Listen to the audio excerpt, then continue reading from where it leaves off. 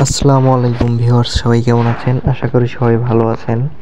আজ আমি আপনাদের শেখাবো কিভাবে গ্রামীণ সিমে ইমার্জেন্সি টাকা হাওলাত নেয়।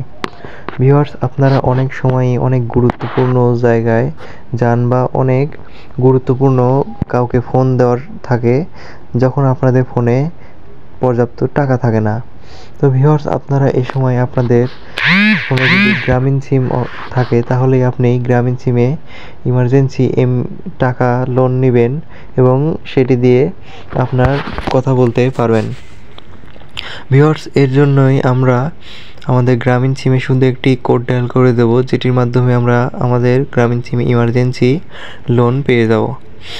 তো ভিউয়ার্স, এর জন্য আমরা সর্বপ্রথম চলে যাব আমাদের ফোনের ডায়াল প্যাডে।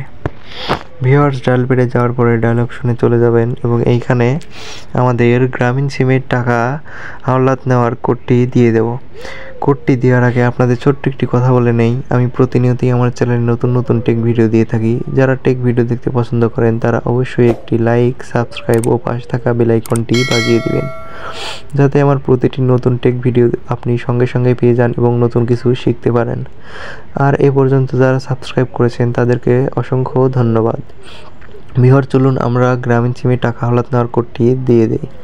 কোডটি হলো *1010*1#।